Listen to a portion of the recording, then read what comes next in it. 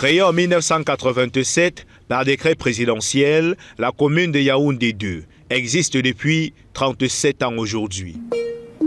En 2007, elle est divisée en deux et donne la naissance à Yaoundé 7 en devenant commune d'arrondissement de Yaoundé 2. Elle a vu passer plusieurs élus à la tête de son exécutif, parmi lesquels le maire Yannick Martial Aïssi, qui est à sa tête depuis 2019 et confirmé en 2020 à l'issue des élections municipales.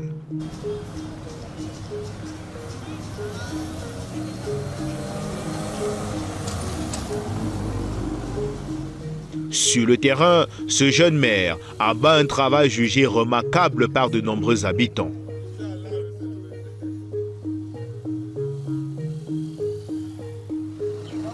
Je ne le connais pas, lui. J'entends parler de lui, puis comme on dit que c'est lui qui organise les championnats, c'est le maire qui organise les championnats ici. Donc, j'entends ce mot aussi dans la bouche des gens, le maire, mais je ne l'ai jamais vu. Ah non, si lui, il travaille. Pourquoi? Parce que il y a des pistes déjà dans Yaoundé 2 là qu'on est en train d'aménager en vrai. Hein? Les pavés, et normalement, ce sont les pavés même qui méritent même la zone là, les zones marécageuses là. Parce qu'ici là, le pont de Madagascar, avec le goudron, à tout moment ça se dégrade. Or, si on fait ça en pavé, en fait, ça m'a pas de point de vue, hein, puisque j'ai eu du côté de Tonta, on a travaillé la zone là, vers Carrière là, avec les pavés. Oui, c'est très bien praticable. Bon, il fait quand même mieux pour nous, pour notre sécurité, pour le mototaxi à Yaoundé 2. Avant, il y avait trop de désordre ici à Yaoundé 2. On a eu à tenir la réunion avec lui, on a eu à travailler ensemble avec lui. On trouvait que c'est le meilleur, notre maire ici à Yaoundé 2. C'est la même, nous sommes derrière lui et on va le soutenir jusqu'à la fin. Bon, et bien fait pour le maire. Il y a souvent, le maire nous appelle, nous les mototaxis, il nous donne les conseils en tant qu'un jeune comme nous. En tant qu'un jeune comme nous, il nous donne souvent les conseils. Mes enfants travaillaient comme ça, faites comme ça. On n'a jamais eu le genre de maire ici dans notre arrondissement.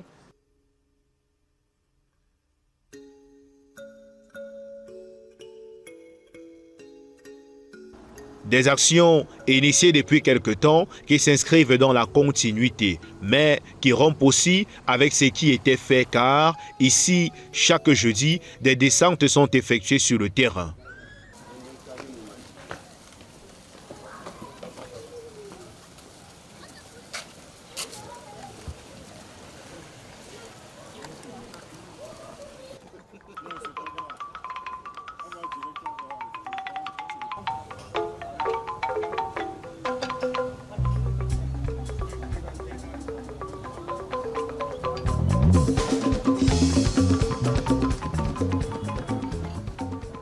Soyons sérieux.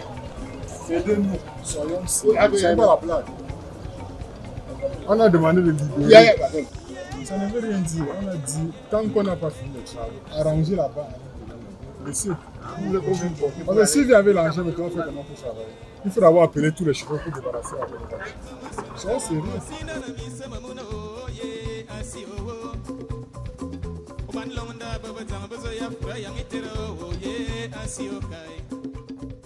L'objectif est de s'enquérir de la situation des chantiers entamés sur le terrain, comme c'est le cas ici au quartier Madagascar, où une route est en construction.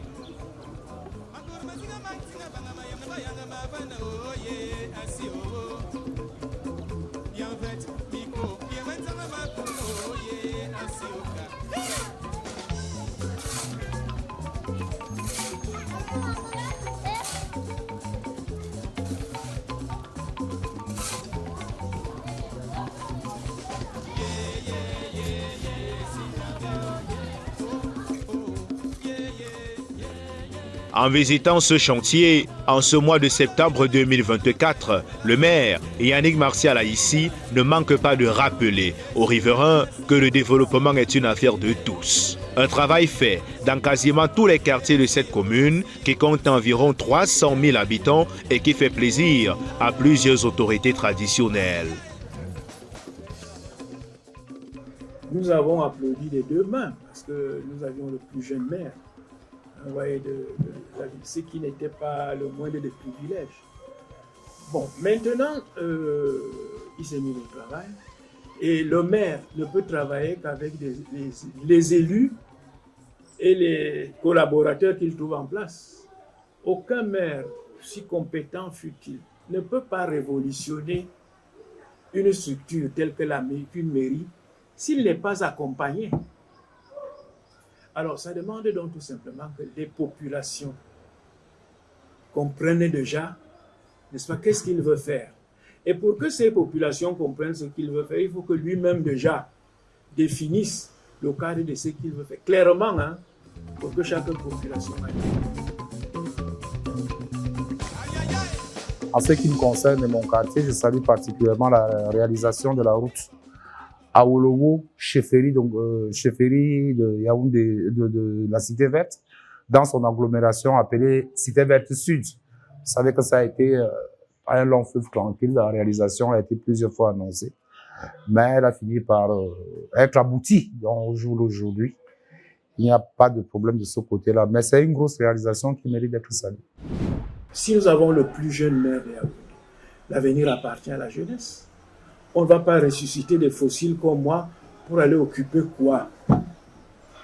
Nous avons donc le devoir, l'obligation, l'impérieux devoir d'épauler, d'encadrer ces jeunes-là.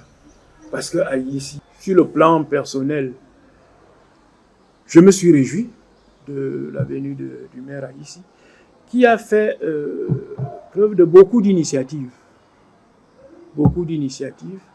Mais seulement quand on est seul, il faudrait bien que la troupe suive. Et la gestion d'une commune, c'est un conflit de beaucoup d'intérêts. Vous savez, le Cameroun est avide de changement. L'éclairage public en demi-teinte contribue à maintenir cette insécurité, parce que je parle des deux. Vous avez plus haut les quartiers, les blocs Etetac et Cité Verte Nord, qui sont dans la même situation que la situation de la Cité Verte Sud, avec des constructions anarchiques et difficultés d'acheminement des ordures ménagères, insalubrité, insécurité et tout ça. Maintenant, aux populations, quel est le message à adresser? C'est que j'ai entendu, parce que c'était une promesse d'il y a 3 ou 4 ans, que les camions d'Isacam devaient passer faire pom-pom, mais de temps en temps, c'est épisodique. Il y a des semaines où on peut les entendre 2 ou 3 fois, après des semaines où il n'y a plus rien. Et dès qu'il n'y a plus rien, des dépôts d'ordures anarchiques prospèrent. Choses toutes qui font un effet boomerang, parce que c'est les mêmes populations qui déposent ces ordures qui encaissent les retours en termes de maladies, en termes de malaisance et tout. Mais la question, c'est que je vous posais, c'est la compétence de qui vous savez, mais je ne sais pas si les textes ont bougé sur la compétence de la salubrité en matière d'enlèvement des ordures. Ce n'est pas la compétence des mairies d'arrondissement, me semble-t-il, si ça n'a pas changé. Et la question mérite d'être posée, parce que plus on rapprochera cette activité de la commune d'arrondissement, plus elle en sera responsable. Des activités qui obéissent à une organisation bien précise, comme indique la secrétaire générale de la mairie. Le cadre de travail a beaucoup évolué et les activités ont connu un plus. Je prends par exemple au niveau de l'état civil, il y a eu beaucoup d'améliorations, que ce soit sur le plan de l'accueil, sur le plan même de l'organisation du travail. Il y a eu beaucoup d'avancées. Par le passé, on avait moins de bureaux à l'état civil. Donc, il y a eu une innovation. On a mis sur pied un bureau consacré uniquement pour les mariages, pour les actes de naissance, les actes de décès et les archives. Bon, il n'y avait pas un service de l'audit à proprement parler, il a été mis sur pied et les résultats de l'audit interne ont porté également des fruits parce que ils nous ont amené à améliorer notre service du recouvrement et de l'assiette fiscale. Beaucoup d'avancées aussi au niveau du courrier, où désormais tout entre par le courrier et tout ressort par le courrier. Donc, il n'y a plus, comme on dit, un glissement d'informations, donc tout est concentré au niveau du courrier.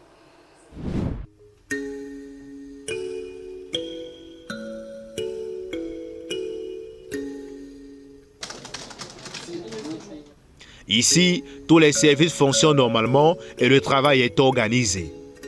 Le service d'état civil, très sollicité, n'hésite pas à expliquer aux usagers comment ça marche. Il s'agit d'enregistrement de faits d'état civil. Ce sont les actes de naissance, les actes de mariage et les actes de décès. Et particulièrement les copies que les usagers viennent faire légaliser tous les jours.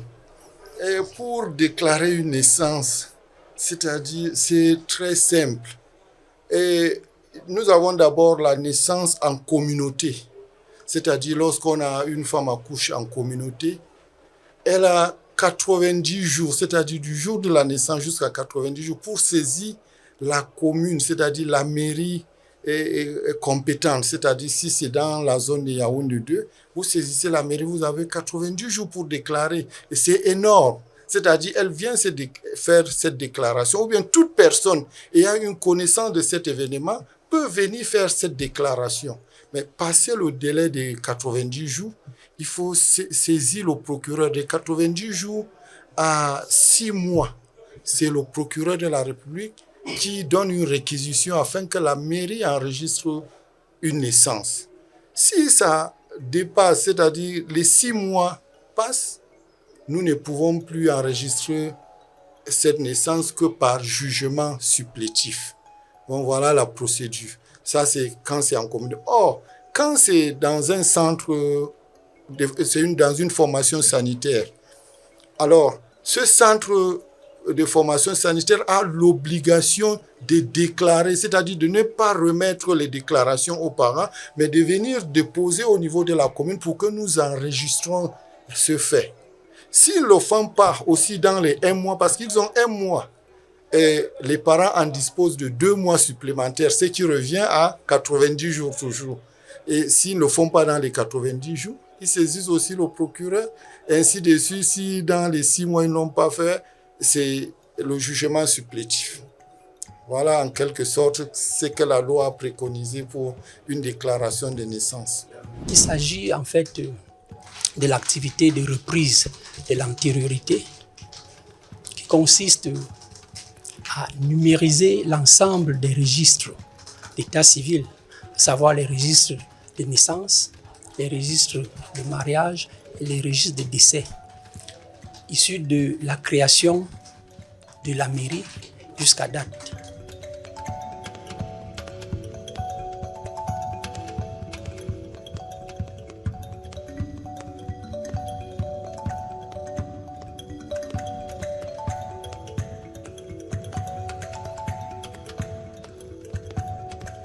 Dans le bâtiment, le service des affaires sociales, pas très connu du public, travaille de façon permanente. Vous savez que la mairie fait dans le social. Le social veut dire quoi? Ça veut dire que nous prenons en charge nos populations, que ce soit des enfants, des jeunes, des adolescents, des femmes, des veuves, des hommes de troisième âge, c'est-à-dire nos vieillards. Et comme le veut le gouvernement camerounais, on prend en charge nos personnes âgées. On alloue, le ministère veut qu'on alloue les les aides et secours aux indigents et nécessiteux. Qu'est-ce qu'on entend par indigents? Les indigents sont ceux-là qui n'ont plus assez de moyens, parfois assez de force, ils ne peuvent pas travailler eux-mêmes, ils sont nécessiteux, ils sont dans le besoin. Les retraités, les gens vivant avec un handicap aussi, c'est-à-dire des handicapés. Donc on prend soin d'eux en les allouant des aides et secours. Chaque exercice, il y a un montant alloué, il y a même des crédits transférés par l'État, c'est-à-dire le ministère nous envoie des crédits transférés à hauteur, ça dépend de la bourse de chaque année par rapport au budget national. Donc, nous nous penchons. Au vu de tout cela, on se penche. On reçoit des dossiers venant de partout de l'arrondissement parce que chaque mairie s'occupe de ses populations. Donc, on s'occupe de nos hommes âgés et de nos handicapés. On les alloue, comme vous pouvez voir là. On a tous ces dossiers. On a reçu des dossiers venant de ces nécessiteux qui déposent des dossiers ici. Nous les traitons, nous les côtes et on les traite. Ça dépend. On a des aides aux maladies, c'est-à-dire les aides médicales. On a les AGR, les activités génératrices de revenus, c'est-à-dire que ceux-là, peut-être les handicapés qui ne peuvent pas se mouvoir comme nous-mêmes, on les ralloue, ils font peut-être des petits commerces. Il y a des aides alimentaires pour nos mamans déjà assez vieilles qui sont sur place, qui ne nous demandent plus qu'à manger. Donc on leur ralloue, ça dépend.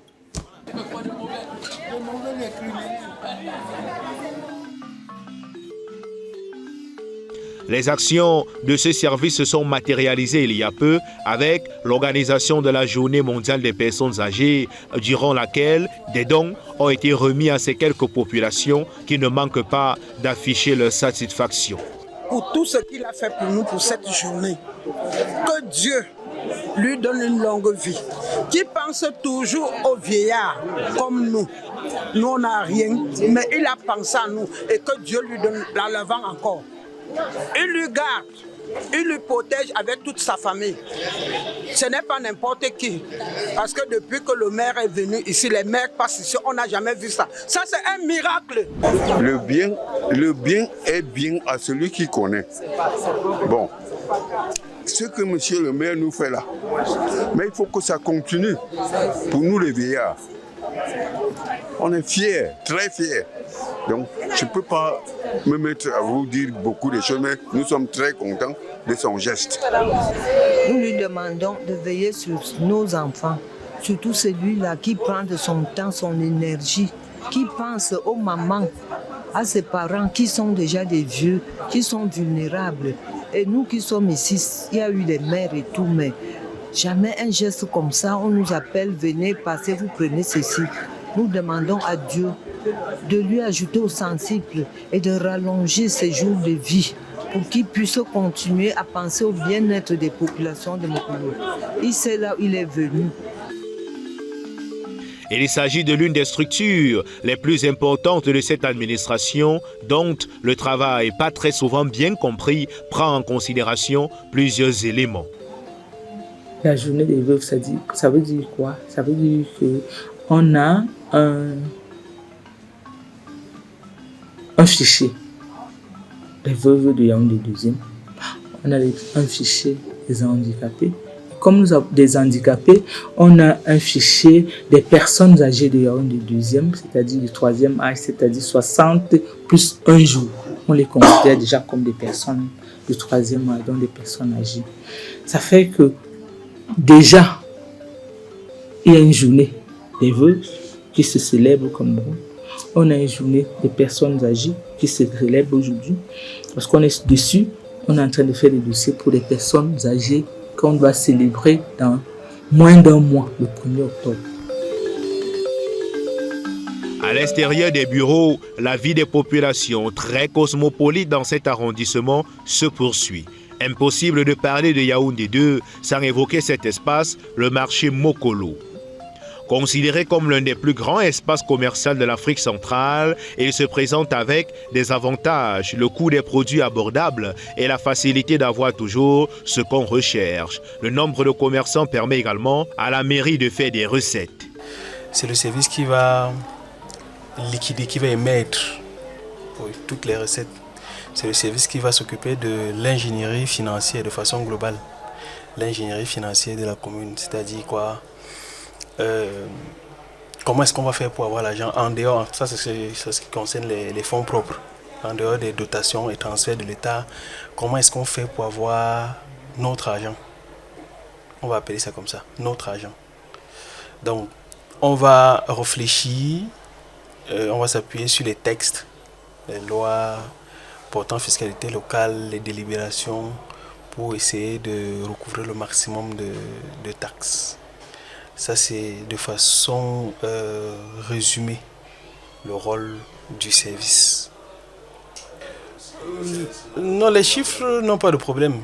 Vu que les textes, délibération, que ce soit le compte administratif, c'est public, c'est-à-dire qu'il n'y a pas de chiffres qu'on cache. Oui. Pour les contribuables, on tourne autour de 20 000. De 20 000 contribuables. C'est vrai qu'on a un fichier qui est très changeant. Parce qu'il y a beaucoup qui ferment en termes d'activité, il y a beaucoup qui ouvrent. Mais on peut estimer à 20 000 contribuables. Parce qu'on a deux zones de très forte concentration, la briqueterie et le marché Mokolo, qui vont faire sensiblement 40 voire 50% des contribuables de l'arrondissement. Oui. Bon, maintenant, en ce qui concerne les chiffres, les prévisions pour cette année étaient de l'ordre de 800 millions pour cette année. C'est vrai que cette année, nous sommes en train de mettre sur pied beaucoup de stratégies qui vont vraiment porter les fruits à partir de 2025. Notamment le toilettage du fichier, beaucoup de stratégies qu'on met aussi en place pour traquer les délinquants, parce qu'il y a beaucoup de délinquants en termes de fiscalité. On a beaucoup de contribuables qui sont délinquants, qui utilisent des stratagèmes pour se soustraire au paiement ou alors pour déclarer chaque fois la même activité qui existe depuis. Donc ce sont des stratégies qu'on est en train de mettre en place qui vont réellement porter les fruits l'année prochaine. Et pour cette année, en termes d'estimation, on tourne autour de 800 millions. Un argent qui est collecté de façon méticuleuse, non sans quelques difficultés. Vous savez, avec la récession économique et l'environnement socio-économique, c'est pas évident pour les contribuables de payer. Bon, quand je dis c'est plus d'ordre comportemental, c'est parce que il y en a qui savent qu'ils doivent payer, mais qui font tout pour ne pas payer, pour se soustraire au paiement. Ça, c'est la première difficulté que nous avons. Parce que en termes d'efficacité, en termes de couverture, et même en termes d'assiette fiscale même, on n'a pas grande difficulté. La loi encadre tout ce que nous faisons et nous avons suffisamment de délibération pour encadrer de façon globale tout le travail qu'on fait. Donc nos difficultés sont plus au niveau des contribuables. Les contribuables généralement n'aiment pas payer les impôts, ils n'aiment pas payer les taxes. Ce qui fait que nous avons un peu beaucoup de difficultés à élargir l'assiette. Parce qu'il faut comprendre qu'il y a beaucoup de taxes que nous ne percevons pas. Parfois parce qu'on ne peut pas appliquer la loi dans ses moindres détails. Vous voyez, on tient compte de la difficulté qu'ont les contribuables, difficulté de l'environnement socio-économique. Raison pour laquelle on n'applique pas la loi à la lettre. Sinon, il y a beaucoup de contribuables qui vont fermer. Bon, quand on essaye d'élargir un peu l'assiette, ça pose presque toujours problème. Parce que les contribuables vont estimer qu'ils payent trop d'impôts. Ils payent trop de taxes, que la mairie les asphyxie. Et comme je disais tout à l'heure, ils vont tout faire pour se soustraire au paiement, soit en redéclarant la même activité, parfois au nom de l'époux ou de l'épouse ou au nom d'un enfant ou d'un parent. Ça, c'est pour éviter de payer les impôts, de payer les dettes. Oui. Donc, en gros, c'est comportemental uniquement. Toujours au marché Mokolo, depuis des années, les ordures et les mauvaises odeurs font quasiment partie du quotidien des riverains de cet espace marchand, chose qui préoccupe la mairie de Yaoundé 2. Vous savez, dans notre stratégie, nous avons opté pour le travail de proximité. Le maire a mis sur pied ce qu'on appelle les CODEL, les comités de développement. Nous en avons 27. Et dans ces comités de développement, nous avons des volontaires qui luttent contre l'insalubrité tous les jours et particulièrement les mercredis. Bon, la commune aussi a une particularité, c'est que notre commune a beaucoup d'endroits publics de visite. Ça veut dire qu'il y a des endroits, comme vous avez parlé du marché Mokolo. Au marché Mokolo, vous allez voir 70% des commerçants ne résident pas dans l'arrondissement. Mais ils passent beaucoup de temps et par conséquent produisent beaucoup de déchets. Ça fait en sorte que Mokolo, la zone de Mokolo a un travail qui est bien particulier où la société Isakam travaille là-bas jour et nuit pour la salubrité. Et concernant les autres axes de l'arrondissement, nous avons des volontaires qui font du balayage régulièrement. Sur les tas de dépôts sur la voie publique, nous avons installé dernièrement avec le maire, ce que nous avons appelé opération coup de poing. Nous avons installé des pancartes, interdiction de jeter des déchets. Et avec la société Isakam encore, nous avons opté pour le porte-à-porte qui se fait les mardis, jeudis et dimanches. Bon, c'était d'abord prévu le matin, mais avec les classes qui commencent, ça va être dans l'après-midi pour permettre aux jeunes, généralement ce sont les enfants qui font ce travail de précollecte dans les ménages.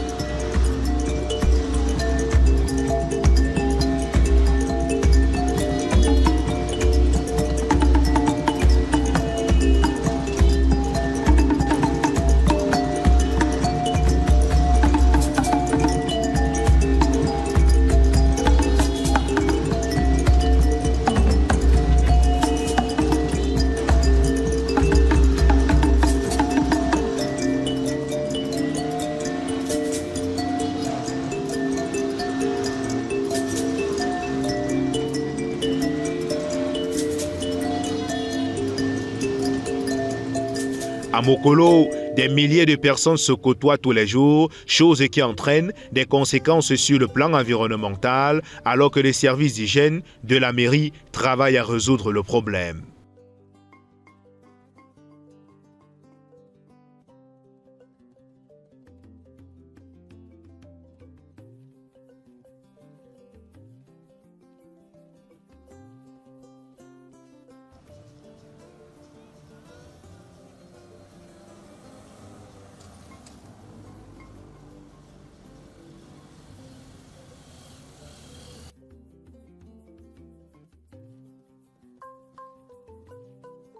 Bon, comme je vous ai dit tantôt, Mokolo, sa particularité, c'est que Mokolo, en fait, si on peut dire sur 100% de commerçants qui sont à Mokolo, 70 ne résident pas dans l'arrondissement. C'est-à-dire, ils résident dans les quartiers autour, dans d'autres arrondissements, il y a un de 7, il y a un de 5, 4. Et ça fait, pendant le moment où ils sont au marché, le premier problème, c'est l'incivisme. Vous savez, quand il y a des points réservés à la collecte des déchets, mais on utilise les temples, les trottoirs pour le faire. Ça relève d'abord de l'incivisme. À ce moment-là, nous devons nous-mêmes nous questionner. Ça veut dire à ce niveau, la mairie, nous faisons beaucoup de sensibilisation. Dernièrement, nous avons même passé aux mesures répressives. Mais avant la répression, nous continuons à faire la sensibilisation. Ça fait en sorte que les populations, les commerçants du marché Mokolo, vous savez, c'est très facile de salir où vous ne vivez pas. Et Mokolo aussi, la particularité, c'est que Mokolo, hormis le marché, il y a des quartiers aux alentours. Mokolo aussi est un quartier. Ça fait en sorte que quand les commerçants salissent en journée, vous comprenez que les populations eux-mêmes, en soirée, viennent faire le même travail. Donc nous avons opté à Mokolo pour l'intensification du passage des ACAM et aussi la présence des bacs de 16 mètres cubes à des endroits bien stratégiques. Même comme je vous parlais d'incivisme, au Cameroun, présence d'un bac, ça veut dire présence d'un urinoir. C'est qu'il faut qu'on change ça dans nos mentalités. Donc voilà pour Mokolo. Et pour le moment, la stratégie mise à Mokolo freine un peu à cause de la périodicité du passage des ACAM. Vous savez, les mauvaises habitudes de la peau dure. Les populations sont déjà habituées. Quand on a des déchets, on déverse sur la route où on peut. Et après, Isakam vient faire le travail de nettoyage. Mais si Isakam saute juste peut-être une journée, Mokolo est impraticable. Je crois que vous avez l'occasion de vous rendre compte. Mais on continue avec la sensibilisation, la mairie, nos volontaires, nous continuons à travailler. Et pas plus tard que mercredi de cette semaine, les volontaires seront à Mokolo, précisément à la montée Tinga et Lobby, l'avenue Sultan Bombondua, déjà pour essayer de combattre un tas sauvage, un dépôt sauvage à cet endroit-là, qui bientôt risque de diviser la route. Donc voilà un peu ce que nous faisons comme mesure. Mais déjà, vous savez, le problème de la commune, ce sont généralement les moyens et aussi le cadrage juridique. Parce qu'on parle de la lutte des déchets, c'est une compétence exclusive de la mairie de la ville. Nous ne pouvons que faire la précollecte. Et vous avez vu, vous avez constaté avec nous, nos populations, en fait, notre sensibilisation a presque marché, puisque maintenant les déchets chez nous quittent les quartiers pour retrouver l'axe principal. Parce que les populations font leur travail, il y a cette précollecte qui est faite, mais les moments de collecte ne sont pas respectés. Ça fait en sorte qu'on trouve des tas d'immondices sur les trottoirs et les tables. Mais comme je dis, nous allons trouver la solution, nous continuons à travailler avec nos moyens, nos peu de moyens. Nous allons continuer à travailler en fait, jusqu'à aboutir à quelque chose de bon.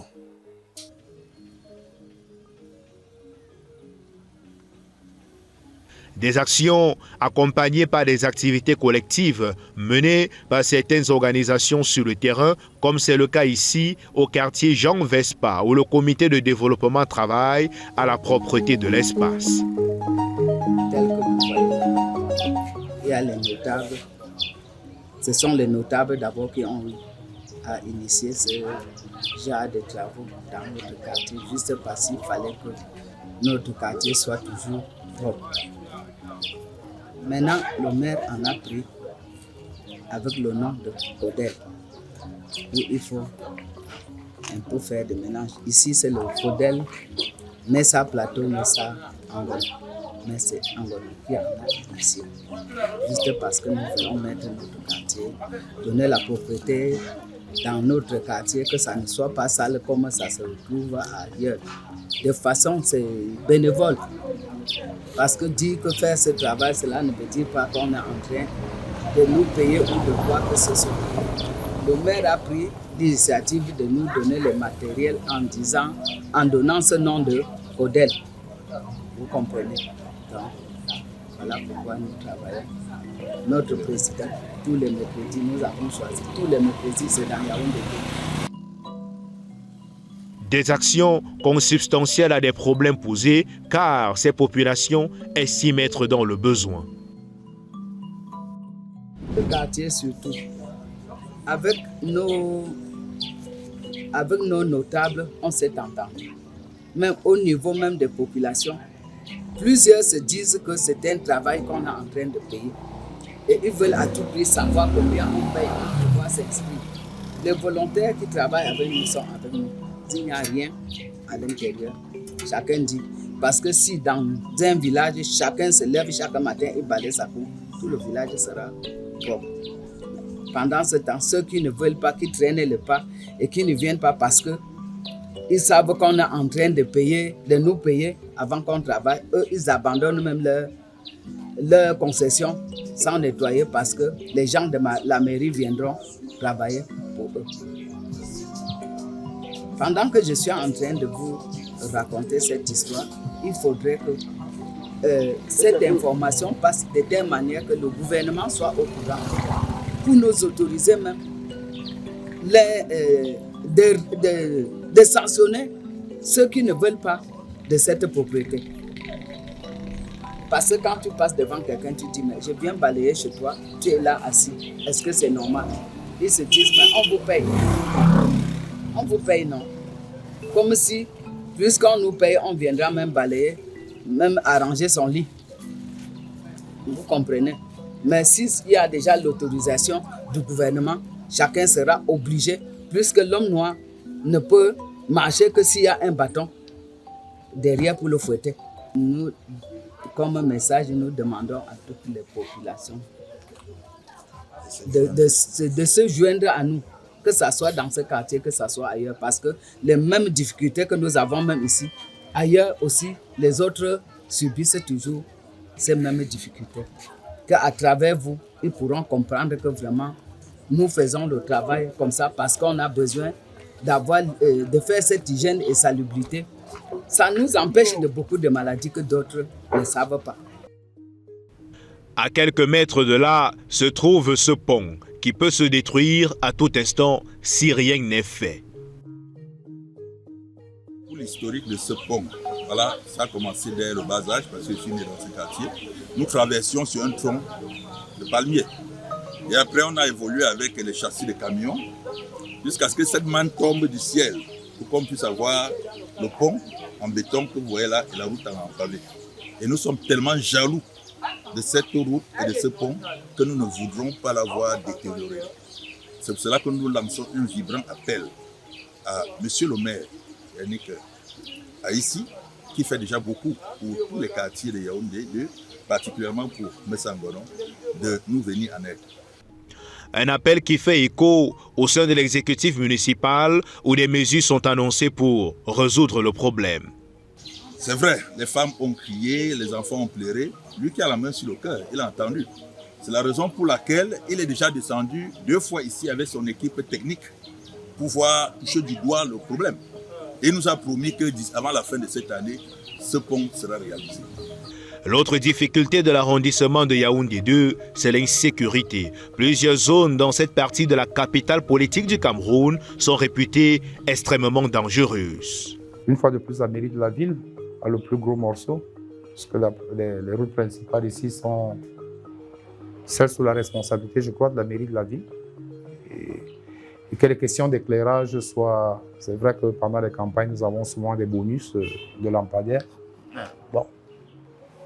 C'est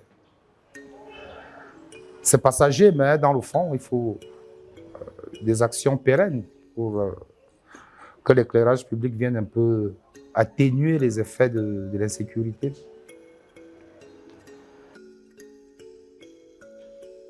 Les mesures visant à résoudre ces problèmes ainsi que toutes les actions de la mairie sont présentées de façon régulière dans les médias et les réseaux sociaux. Une nouvelle dynamique à mettre à l'actif de la cellule de communication de cette mairie qui est toujours prête à renseigner le public.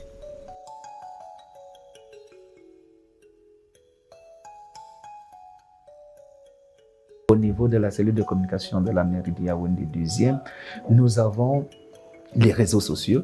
Nous avons également un magazine qui est là pour relayer tout ce qui est fait au niveau de la commune. Mais maintenant, au niveau des comptes, vous avez parlé tout à l'heure des plateformes WhatsApp et autres qui sont créées. Vous avez des différentes plateformes, donc des relais. Lorsque vous allez sur le terrain, vous allez vous rendre compte qu'il existe des comités de développement local, entendez par là des comités de quartier. Il y a une plateforme avec ces comités-là qui permettent à ce que dès qu'il y a un souci sur le terrain, qu'automatiquement le chef de l'exécutif municipal soit informé et qu'une solution soit automatiquement trouvée. Si c'est un problème qui peut être résolu à l'instant, que cela soit fait. C'est un problème qui devrait être résolu également à long terme, qu'on puisse trouver des mécanismes pour pouvoir le résoudre.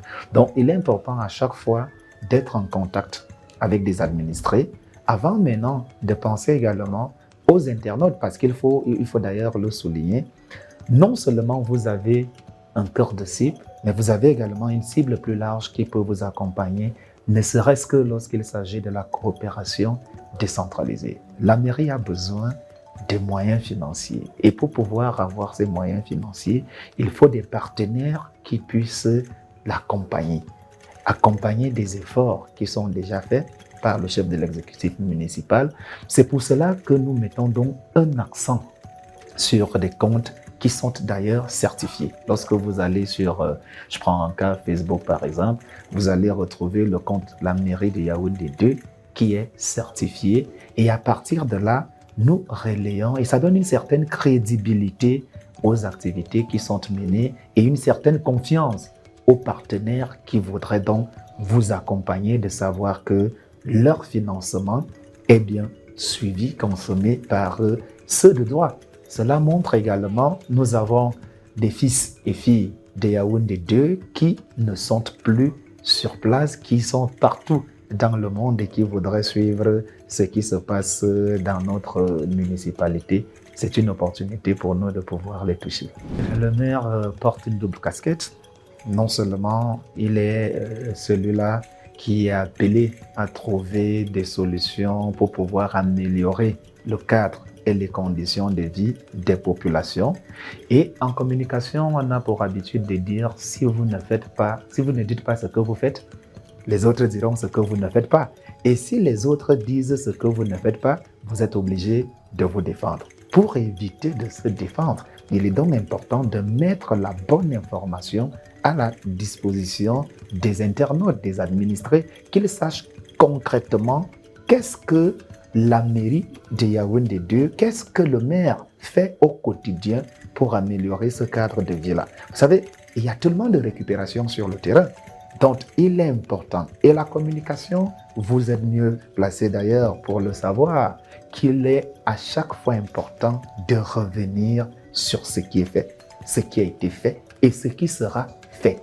Cela permet à ce qu'il n'y ait pas de confusion sur le terrain. Et la cible est tellement large. C'est pour cela que j'ai insisté sur la communication de proximité.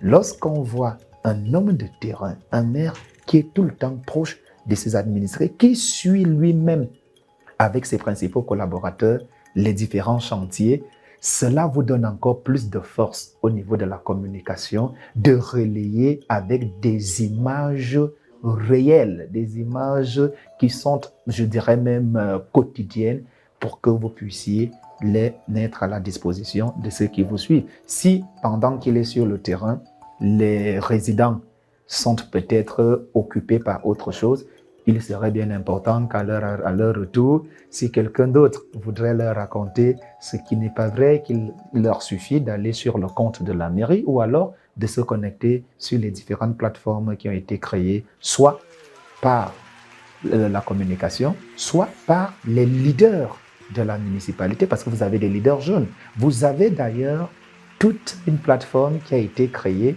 sur le compte de redevabilité sociale pour pouvoir demander des comptes à la mairie et surtout au maire. Alors, si vous demandez des comptes au maire, il est également important de noter que vous avez un rôle citoyen de surveiller, de veiller à ce que les activités soient bien menées. Un regard tourné vers la modernité qui prend en considération les NTIC, les nouvelles technologies de l'information et de la communication. Le service d'état civil s'inscrit également dans cette dynamique. Les actes seront informatisés, c'est-à-dire on aura les actes digitalisés, c'est-à-dire informatisés. Mais avant la digitalisation, nous sommes sur la phase de numérisation des archives de l'état civil. Cela consiste à enregistrer tous les actes qui ont été établis à partir de la création de la commune, c'est-à-dire de 88 jusqu'à nos jours. Après repérage dans cette salle des archives, on passe à la numérisation. Un travail qui se fait en collaboration avec le BUNEC, le Bureau national d'état civil. Il s'agit simplement de prendre un fait d'état civil, à savoir les naissances. On peut commencer par les naissances. Je vous ai dit, nous avons 3 faits, qui sont les mariages, les naissances et les décès. Et comme c'est un travail bien organisé, nous commençons par les naissances. Nous avons commencé par l'année 88, qui est la date de création de la mairie. Nous numérisons tous les registres de naissance de l'année 1988. Après les naissances, nous numérisons les mariages. Après les mariages, nous numérisons les décès. Là, il s'agit des faits d'une année bien précise. Quand nous avons terminé l'année 88, nous passons à l'année 89. Et le processus est répété de cette manière. À un moment donné, nous nous sommes arrêtés au niveau des années 90. Nous sommes rentrés dans les années 2018, compte tenu d'un certain nombre de difficultés que nous avons rencontrées. Nous avons commencé par l'année 2018. Et nous avons numérisé l'année 2018. Actuellement, nous sommes rendus à 1993. Une initiative visant à satisfaire les usagers dans un pays où des milliers d'enfants ne disposent pas d'acte de naissance. Oui, nous sommes en train d'atteindre les objectifs au regard des années qui restent. À côté du processus de numérisation, nous avons également un autre projet qui consiste à la digitalisation. Cette fois, elle prend en charge les faits nouveaux, les nouvelles naissances, les décès et les mariages. Nous rencontrons un certain nombre de difficultés, parmi lesquelles l'instabilité de l'énergie électrique. Mais monsieur le maire de la commune d'arrondissement de Yaoundé 2 ne ménage aucun effort pour nous accompagner dans ce travail. Il nous a dotés d'un groupe électrogène pour nous accompagner au quotidien.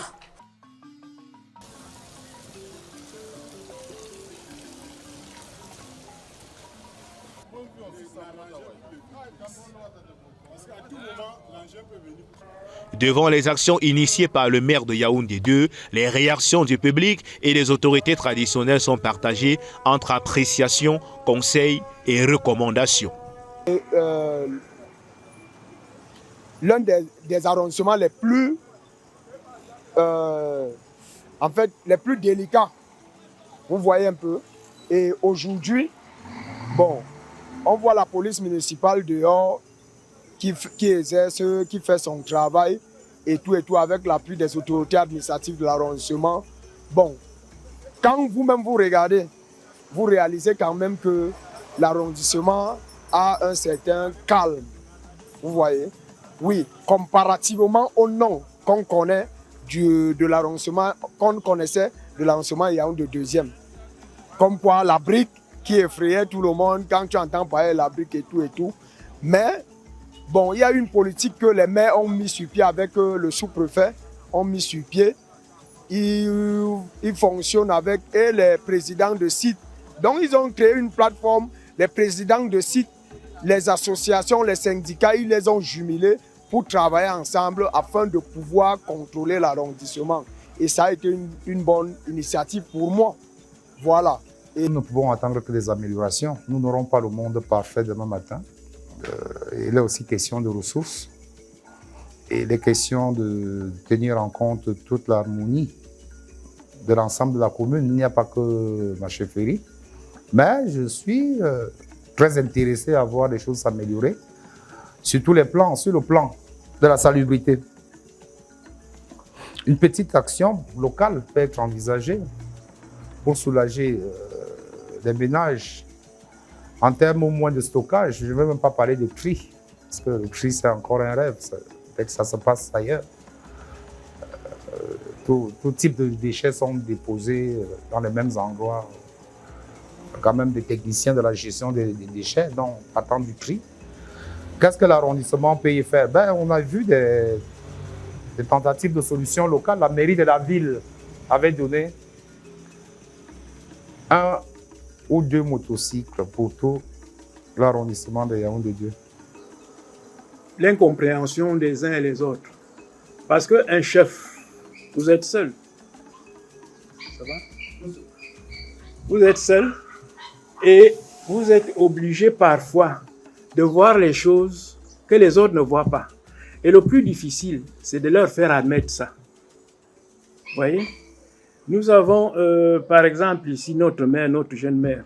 Encore que, franchement, Yaoundé 2 est gâté. Nous avons le plus jeune maire de la ville de Yaoundé. Et même, je crois, du pays, hein, si ma mère, moi. Alors, il crée des structures. Il a créé, par exemple, le CAD. Ce n'est pas lui qui crée le CAD, c'est le maire Assamba. Il crée le CAD, il crée le CODEL. Bon, c'est quoi? C'est des instruments de développement au service des populations. Mais le problème, c'est que quand on met ces structures en marche, on ne prend pas la peine d'expliquer d'abord aux populations à quoi cela renvoie. Parce que quand on dit chercher les jeunes gars dans le quartier pour venir travailler au CAD, d'aucuns pensent que, bon, ils vont m'émarger à la mairie tous les mois. Or non, c'est un travail de développement qui consiste en quoi? L'hygiène et salubrité dans les concessions, dans l'arrondissement et tout. Il faut donc, vous avez parlé de la difficulté que j'ai, il faut donc amener ces gens à comprendre que quand on leur demande de défricher une rigole, un coin de brousse au bord d'une route, ce n'est pas pour le maire, c'est pour eux.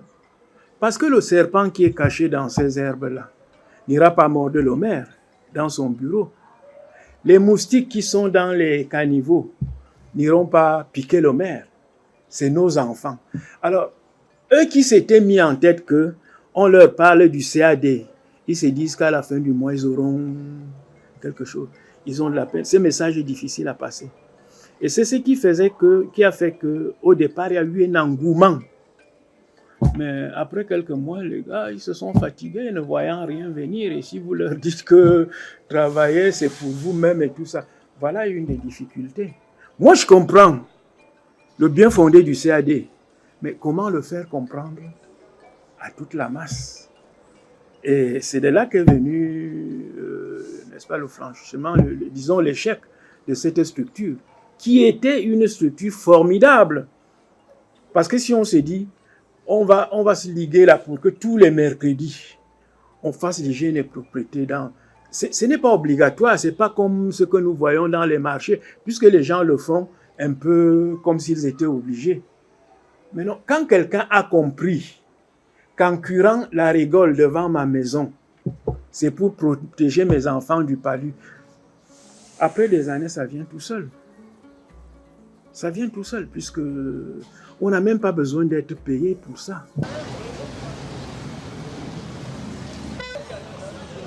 Le travail abattu par le maire Yannick Martial ici se fait en collaboration avec l'autorité administrative locale avec qui la relation est franche et sincère. La relation est parfaite. La relation est parfaite et c'est une relation essentiellement professionnelle, au-delà de l'amitié que nous pouvons avoir avec M. le maire Yannick Martial ici à Lundu. La relation d'abord professionnelle, la sous-préfecture est une proximité de tutelle pour la mairie qui est une collectivité territoriale décentralisée.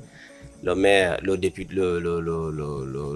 préfet du département du Fundi assurant la tutelle sur la commune d'arrondissement, la sous-préfecture, le sous-préfet qui représente le préfet assure la tutelle de proximité et coordonne l'action, disons, des services publics administratifs dans l'arrondissement, dont les collectivités territoriales décentralisées. La relation est très bonne pour répondre à la question. Nous accompagnons le maire dans ses différentes activités, politiques comme administratives. Le maire nous accompagne chaque fois que nous le sollicitons pour ce qui est de notre mission de sécurisation des quartiers. Il nous aide justement avec l'éclairage public dans certains quartiers obscurs, dont l'obscurité facilite l'insécurité. Le maire a dernièrement été sollicité et il a réagi promptement quant à la libération des emprises de la voie publique, notamment le dégagement des casques de véhicules qui obstruent la voie publique. Cela a été fait du côté de Chinga et Lobi dernièrement.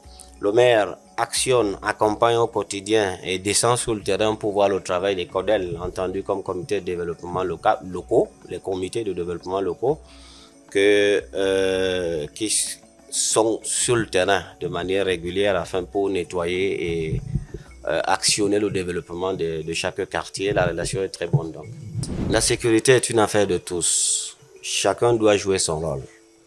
Des populations aux autorités administratives en passant par l'autorité municipale et les forces de maintien de l'ordre. Les populations ont pour mission, pour la sécurisation de leurs biens notamment, de donner le renseignement aux forces de maintien de l'ordre pour que celles-ci puissent agir promptement. Et les forces de maintien de l'ordre, l'autorité municipale, j'allais dire, a aussi pour mission d'organiser les comités de quartier, pour que ces comités de quartier puissent être le relais des chefferies traditionnelles et même de la municipalité, pour que l'information puisse circuler aussi rapidement afin que la sécurisation de ces quartiers soit efficace. Et les forces de maintien de l'ordre ont régulièrement des patrouilles dans les différents quartiers pour s'assurer de ce que les populations sont en sécurité. Cela est fait. Et au plus haut niveau, il y a l'autorité administrative qui coordonne donc l'action de tous ces acteurs dans le cadre de la sécurisation de l'arrondissement. Pour aller plus loin et pour comprendre les motivations du maire de la commune d'arrondissement de Yaoundé 2, nous nous entretenons avec Yannick Martial Aïssi et Lundou. Merci, mesdames et messieurs, de nous retrouver dans le cadre de l'entretien consacré à cette émission L'Élu, la première production sur Horizon 3 Télévision. C'est un plaisir pour nous de vous retrouver et c'est également un plaisir pour nous d'être en face du maire de la commune d'arrondissement de Yaoundé 2, monsieur Yannick Aïssi. Bonjour et merci de répondre à nos questions. Bonjour, vous êtes la bienvenue ici dans nos murs, ici à la commune d'arrondissement de Yaoundé 2. C'est un plaisir pour nous de vous avoir sur le plateau de cette émission. On vous a vu dans le cadre de certaines activités sur le terrain, dans les quartiers, avec les populations proches de ces populations-là. Est-ce qu'aujourd'hui, vous pouvez faire une sorte de bilan de votre présence à la tête de cet arrondissement de la capitale politique? Faire un bilan, c'est vrai que le mandat n'est pas encore achevé, donc ce n'est pas encore l'heure de faire le bilan, mais nous pouvons faire quand même une introspective dans le passé pour voir ce qui a été fait.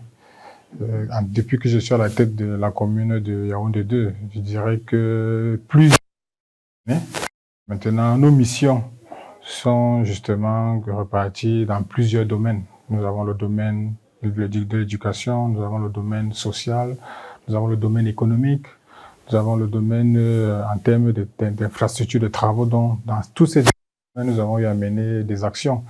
Et si je vais prendre quelques volets parce que je suis pas sûr que le temps imparti me permettra de pouvoir vous faire part de tout ce qu'on a eu à mener comme action. Je vais peut-être beaucoup plus me concentrer sur les actions phares que nous avons eu à mener et puis les orientations que nous avons données à nos missions sur le terrain. Donc, principalement, notre objectif était de désenclaver notre permettre qu'il y ait la entre les quartiers et faciliter la mobilité des populations sur l'ensemble du territoire communal. Donc, de ce fait, l'accent a été mis sur les travaux de génie civil, d'entretien des voiries, de création. Et nous avons à date près d'une dizaine de voiries qui ont été aménagées. Et l'accent a été mis sur les routes en pavé. Pourquoi les routes en pavé? Parce qu'elles sont d'abord durables. Question pour nous, après avoir consenti des sacrifices, de mettre des infrastructures qui vont justement demeurer après notre mandat. C'est ça qui nous a guidés. Et donc, d'où ce choix des routes en pavé.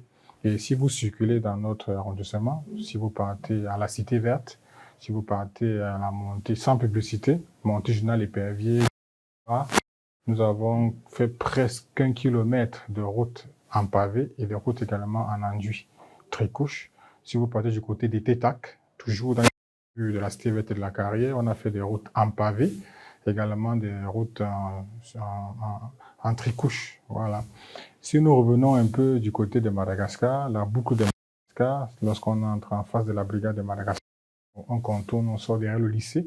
Il y a une école primaire et maternelle, il y a le lycée, on a également fait une route en pavé. Si vous partez du côté d'Azégué, c'est-à-dire entrée à Oulro, pour ceux qui connaissent bien le coin, juste on a fait toute une route en pavé à ce niveau-là. Si vous partez du côté de Nkomkana, derrière la maison du parti,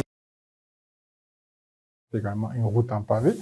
Si vous partez du côté des Koudou, on appelle communément garage avion, il y a des bretelles là-bas. Marché des tissus, on a également des bretelles qui permettent aux pèlerins de prier du vent. Également, c'est le pavé, donc voilà, au moins Kouaba, c'est-à-dire Flamenco, Madagascar, toutes les bretelles, nous avons également fait des routes en pavé. Donc, nous avons mis un accent sur l'aménagement des voiries pour permettre à nos populations de se mouvoir facilement et surtout également permettre aux autres intervenants comme Isacam, par exemple, de se mouvoir avec les camions. Voilà. Et sur le côté, le volet éducation, nous avons également réhabilité des écoles, Cité Verte, Briqueterie, Messa, École des Sources.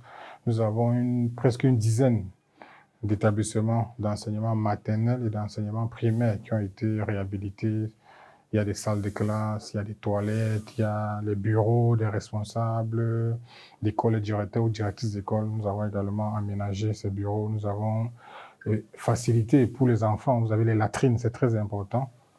Lorsqu'un enfant va à l'école, c'est pour toute une journée. S'il n'a pas un espace où il peut se mettre convenablement, vous verrez qu'il aura toutes les difficultés du monde à être dans des bonnes conditions d'apprendre.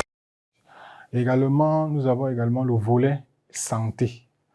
Nous avons un CMA, c'est-à-dire Centre médical d'arrondissement, qui vient d'être créé, qui est né des cendres du CSI, c'est-à-dire Centre social, Centre de santé intégré de la briqueterie. Nous avons pu construire un nouveau bâtiment. Nous avons fait l'extension. Nous avons également réhabilité le CMA de Chinga. Nous avons également d'autres volets, le volet participation citoyenne. Nous reviendrons dessus, monsieur le maire, parce que l'un des slogans qui vous anime, c'est le fait de vouloir transformer la commune d'arrondissement de Yaoundé 2 sur le plan social, avec les éléments que vous expliquez, etc. Mais il y a un aspect, l'éclairage public.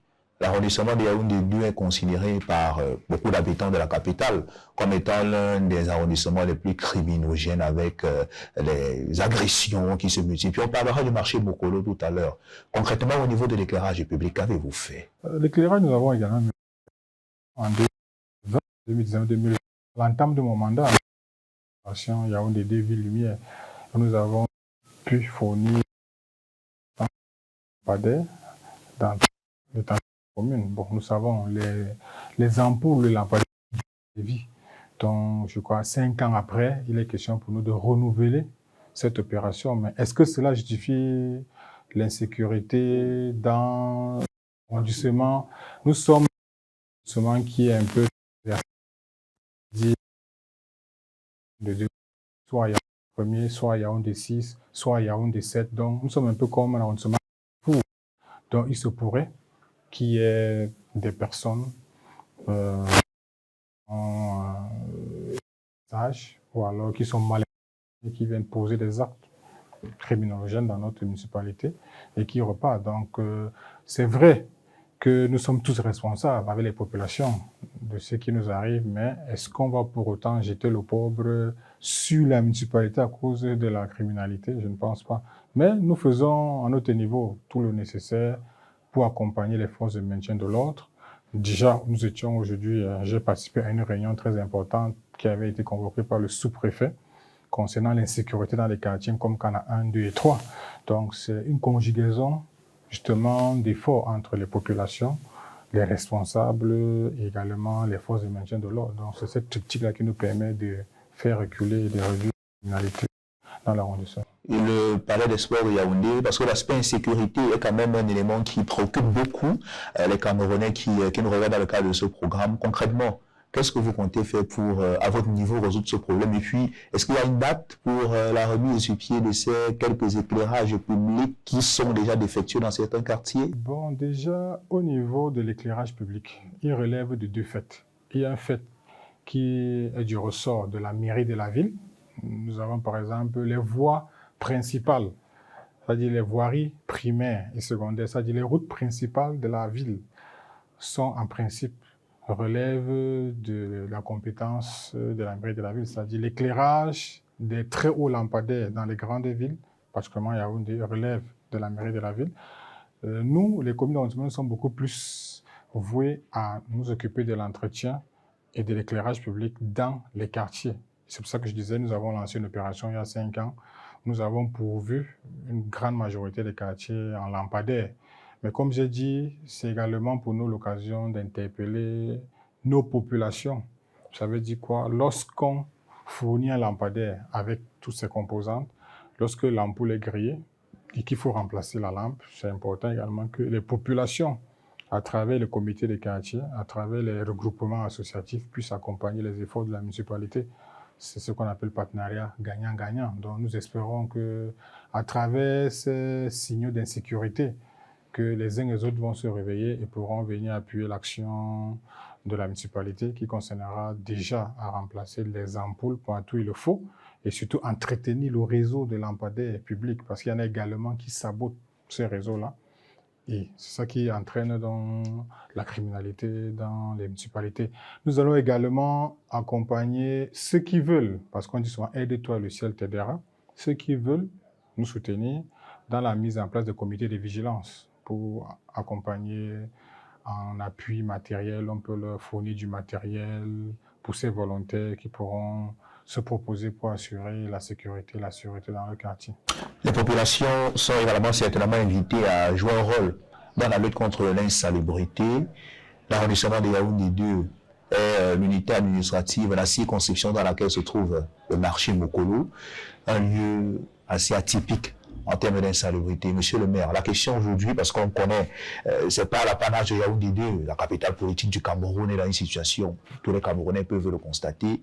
Vous, à votre niveau, qu'est-ce que vous comptez faire pour résoudre ce problème d'insalubrité à Mokolo particulièrement et dans d'autres quartiers? Bon, je dirais déjà d'entrée de jeu que l'insalubrité, c'est une question de tous. Ce n'est pas seulement une question de la municipalité, une question d'ISACAM. C'est une conjugaison d'efforts. Nous avons plusieurs acteurs qui interviennent dans le fonctionnement d'une cité. Il y a déjà les citoyens, c'est-à-dire ceux qui y vivent. Il y a également l'administration municipale qui est là pour régir la corrélation entre les citoyens et également les entreprises citoyennes comme ISACAM qui concourent à ce qui est plus de salubrité dans la ville. Donc, c'est une affaire de tous et il est question de toujours. On n'a pas commencé aujourd'hui, on va continuer à sensibiliser les uns et les autres. Parce que l'ordure ne se retrouve pas seul sur la voie publique. Ça signifie qu'il y a quelqu'un qui est passé par là et qui a jeté l'ordure. Donc, il est question pour nous de continuer à les sensibiliser et aussi de prendre des mesures de répression pour que ceux qui vont contrevenir à ces règles d'hygiène et de salubrité soient sanctionnés. Bon, qu'à cela ne tienne, nous, en tant que municipalité, nous avons le devoir également d'accompagner les efforts des populations en enlevant les ordures lorsqu'elles sont remplies dans les bacs. C'est notre devoir à nous. Et tout ce que nous demandons, c'est peut-être d'avoir un peu plus de ressources. Vous savez, l'ordure, c'est toute une industrie. Une industrie qui demande des moyens. Pas des petits, mais des gros moyens. La mairie a besoin d'argent. La mairie, c'est une entité qui a des obligations, qui a des engagements et qui a besoin des ressources, qui a besoin des moyens. C'est-à-dire les moyens, on ne les cueille pas, ils ne tombent pas du ciel.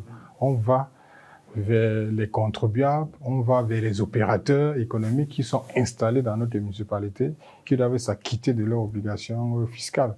C'est vrai qu'on a également des ressources qui nous sont transférées par l'État, mais qui sont parfois, ces ressources sont parfois insuffisantes. Donc, c'est dans cette triptyque entre les ressources, les populations, notre action également communale qui doit être menée en faveur de la réduction de l'insalubrité. Mais déjà, le plus important pour nous, c'est que chaque acteur joue son rôle. Ça veut dire, nous, la commune, on joue notre rôle. Nous sommes là pour encadrer les populations. Nous avons créé les comités de quartier, les CODER, pour accompagner l'action dans les quartiers en sensibilisant même à la propriété dans différentes rues. Nous avons, il y a quelques jours, lancé une opération coup de poing avec l'appui d'ISACAM. Au moins, je suis descendu sur le terrain, essayer de discuter, rencontrer les chefs de quartier, rencontrer les volontaires, rencontrer les populations pour leur expliquer le bienfait du respect des règles d'hygiène et de salubrité. Il est inadmissible que des populations jettent les ordures sur la voie publique.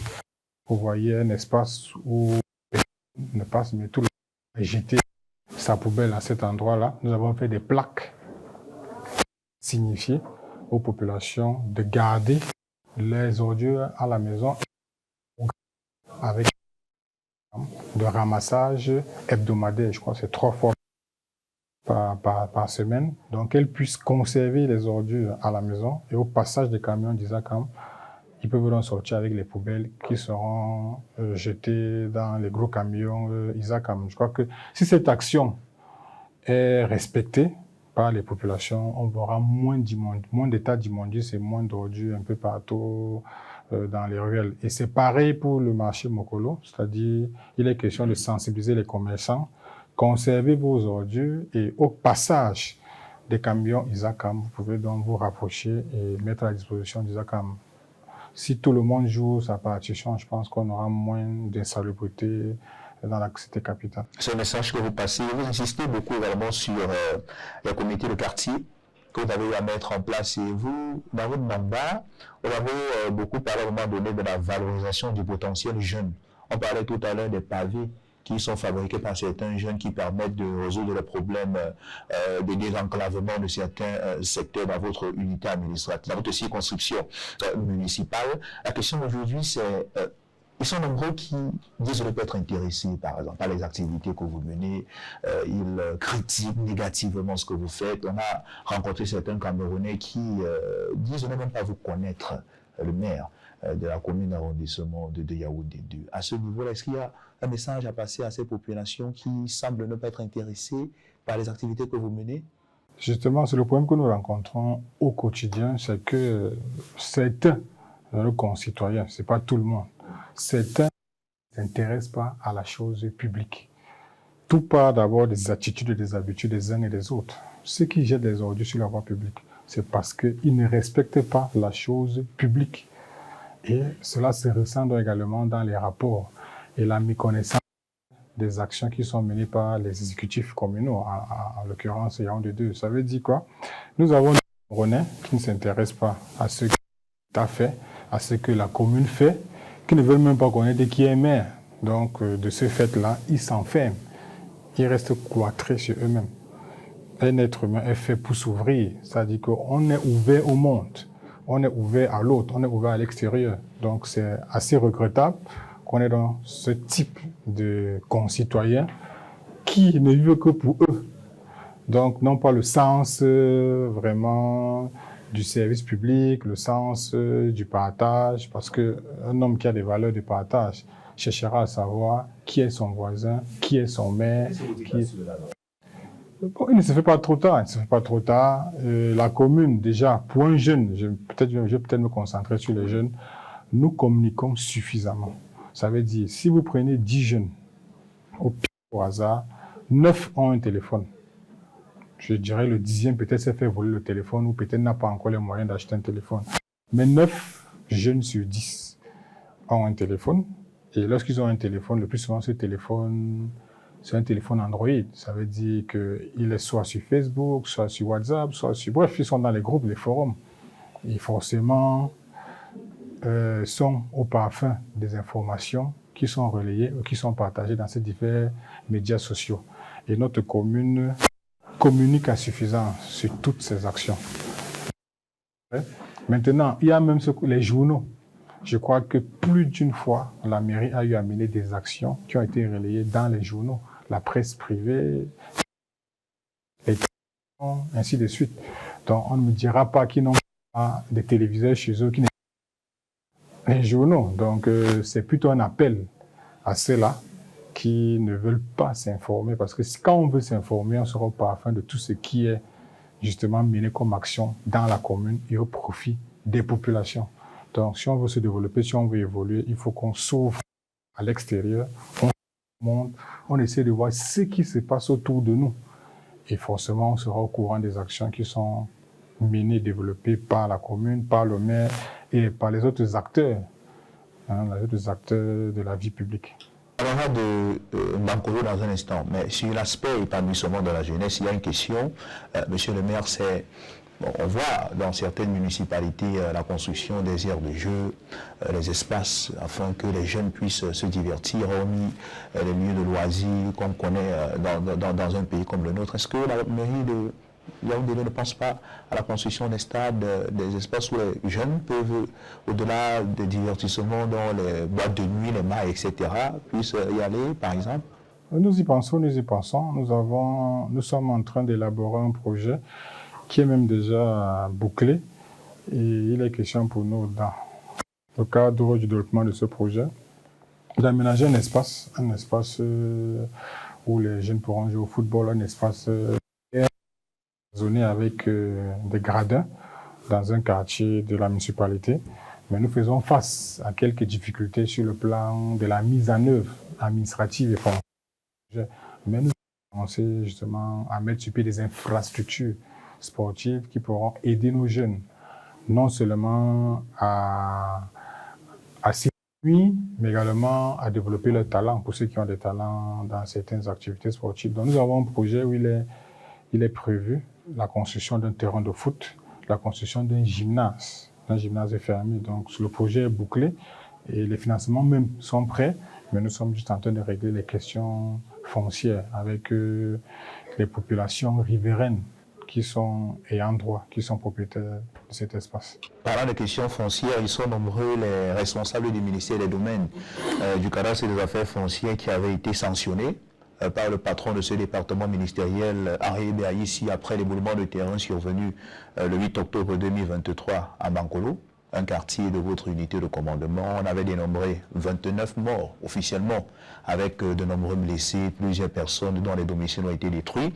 Et un témoignage d'un responsable d'une association, l'organisation Mandela Center, faisait état de ce qu'on aurait pu éviter cette catastrophe, surtout qu'il y avait quelques semaines de cela, on observait des fissures au niveau des murs de soutènement de la digue, mais rien n'a été fait. On a vu le travail qui a été fait par votre circonscription administrative, le recasement de ces quelques Camerounais dans la maison de parti, donc comme Kane, etc. Aujourd'hui, est-ce que la mairie d'arrondissement de Yaoundé prend en considération ces quelques problèmes, construction anarchique, qui débouchent parfois au pire, si on s'en tient à ce qui s'était passé en Bankolo, il y a de cela un peu plus de 8 mois, 9 mois par là? Nous sommes conscients que les populations sont justement à découvert parce qu'il y en a dans des zones inconstructibles, c'est-à-dire non édificantes. Et en tant que maire, avec les responsables de mes services, nous, chaque fois que l'occasion se présente, nous faisons savoir à ces populations qu'elles sont en danger et qu'elles doivent les lieux. Ça, c'est chaque fois que je vais sur le terrain. J'y étais encore il y a 2 semaines à la Carrière, au quartier Carrière, où on a vu carrément une maison suspendue, suspendue sur un flanc de colline, et en contrebas, il y avait justement un cours d'eau. Donc nous attirons toujours l'attention, nous les convoquons, nous laissons des mises en demeure d'arrêt des travaux. Mais malheureusement, il y a un autre problème qui se pose, c'est le problème de manque de logement social. Vous savez, nous savons que nous sommes dans les grandes villes et qu'il y a l'exode rural, c'est-à-dire les populations viennent en masse des zones rurales pour les zones urbaines parce qu'elles cherchent leur pain quotidien. Et de ce fait, ils se retrouvent qu'il y ait au niveau des habitations, qu'on soit en surpeuplement. Voilà, il y a un surpeuplement. Et comme je l'ai dit, notre commune, nous avons des quartiers qui ne sont pas structurés. C'est-à-dire l'accès même dans le quartier n'est pas aisé. Et quand les quartiers ne sont pas structurés, c'est plus facile pour les populations dans ce petit désordre, dans ce méli-mélo, de profiter pour construire anarchiquement dans les différents quartiers. Vous voyez. Et la commune d'arrondissement, lorsque nous regardons les missions et les compétences qui ont été assignées à chaque entité, la commune n'a pas l'autorisation de délivrer les permis de démolir. Ça veut dire que quelqu'un aurait même construit dans une zone qui ne lui appartient pas. On ne peut pas se lever et venir casser la maison. C'est que c'est la porte ouverte au procès.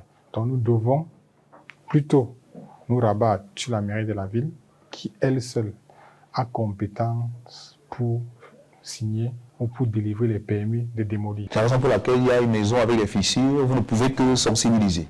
Nous sensibilisons, mais nous ne pouvons pas démolir, c'est-à-dire sur le plan réglementaire.